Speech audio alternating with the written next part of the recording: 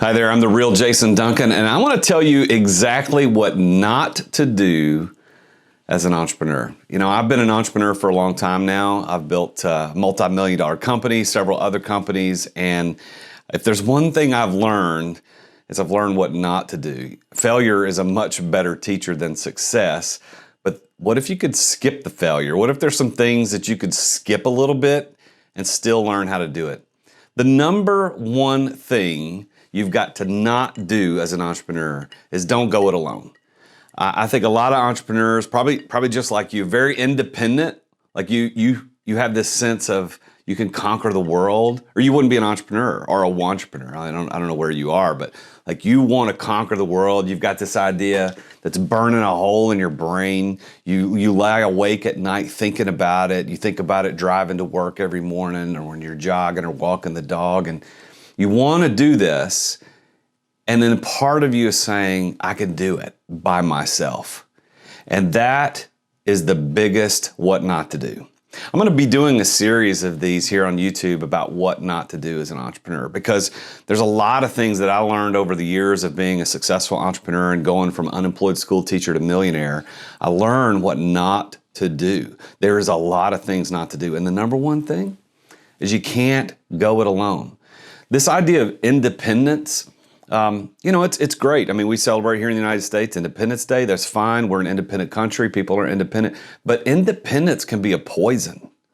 It can be a poison that can absolutely derail your experience as an entrepreneur. Your success relies on other people. What you've got to remember is that you can't go it alone. I mean, when I started, I had a business partner, and it took us probably 3 or 4 years before we hired any employees. It took almost 7 before we hired a business coach. I didn't hire a bookkeeper until, I can't remember how long it took, but it was 2 or 3 or 4 years in. It was a long time. And I suffered the consequences of those dumb, independent decisions for a long time. And now when I talk to other entrepreneurs just like you, they'll come to me and say, hey, Jason, you're a successful entrepreneur. You went from unemployed school teacher to millionaire. You built multi-million-dollar business. You've got, I mean, things are, listen, I'm not perfect. I've done a lot of stupid things, but they'll ask me, what should I do when I start a company? What's the first thing to do? Well, my answer to that is the same and has been every single time for the last 7 or 8 years. And I'm going to do a series right here on YouTube, and I'm going to tell you what those things are. But it all boils down to the concept of not going it alone. There's this idea, I just talked about this independent spirit and how it can be a poison, it can kill you. But what I teach entrepreneurs now, when I coach them, when I coach people who are starting businesses, is I coach them on how to learn and understand interdependence rather than independence. And so that still means that you're strong and smart and capable and you know what you're doing, but you've got to have this concept of interdependence on your teammates, on your employees, on your board of directors if you have one, on a partner if you have one, bookkeepers and business coaches, etc. Oh my. But these are all things you've got to have when you start a business. And the number one thing not to do as an entrepreneur is to try to do it by yourself. There's I know a lot of entrepreneurs and business owners and CEOs of Fortune 500 companies. You know, the ones that are successful really understand this idea that doing it alone is dumb. It's dumb because it leads to bad places that you can't get out of on your own. You're gonna make decisions that's based on what you can see, but the thing is, you're looking at your business like this. And having other people around you gives you a much broader perspective. It's called peripheral vision. And so these other people in your life and your business will give you that peripheral vision, help you see more than just the straight ahead. I mean, you're going to have your head down in your business for the first couple of years as an entrepreneur. There's going to be things that you just got to do. You got to put in the work. I'm not saying, that's not what I'm saying, is that you don't have to put in the work.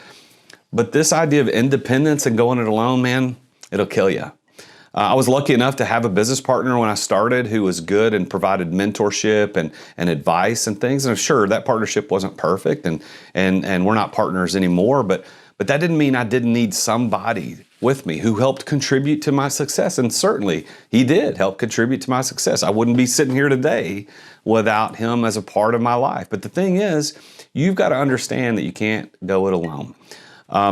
There's two words. I'm going to leave you kind of with these two things. There's delegation and there's abdication. And those are big words. And I talk about this in Results University. As a matter of fact, I do a whole lesson on this concept of the poison of independence, and it's part of my startup guide. So if you go download the startup guide, the complete startup guide for entrepreneurs at resultsuniversity.org, you're going to get this lesson.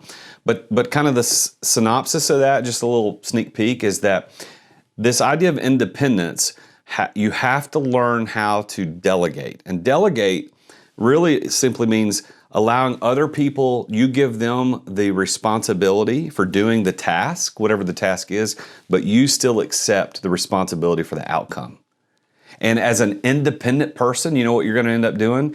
If you're independent and you're going it alone, you're going to do all those tasks by yourself because you can do them better than everybody else. And we know that. I know that. You know that. You could always do it better than everybody else. But that's a poison that'll kill you because you can't do everything by yourself. You're going to have other people. And learning to delegate, like giving another person that task, but you still being responsible for the outcome, that's proper delegation. That's what leaders do. And you're a leader. And you've got to learn to be a better leader if you want to be an entrepreneur. Now, that other term, that abdication term that we don't use a lot, you may have never even heard that term, but abdication is what it's kind of the opposite side of independence. It's almost like it's being aloof, like not even connected. I'm going to let somebody else do it. Not only am I giving them responsibility for the task, but I also kind of let go of the responsibility for the outcome. And that's terrible. So what you've got to learn as an entrepreneur, the number one thing not to do is that you don't go it alone. So on one side, you've got to learn to delegate. And people, listen, if somebody can do it 80% the way you can do it, you need to let them do it. That's delegating. But if you abdicate, like if you just say, yeah, that real Jason Duncan guy told me I couldn't go it alone, I got to give other people these tasks. I'm just gonna let them do it. I don't care what happens. They got to do it. No, that'll kill you too. So I want you to stay tuned to this YouTube channel. It's the real Jason Duncan here. And I'm going to talk about this concept of the things not to do as an entrepreneur. You know, there's tons of videos on what to do. I'm going to give you the what not to do.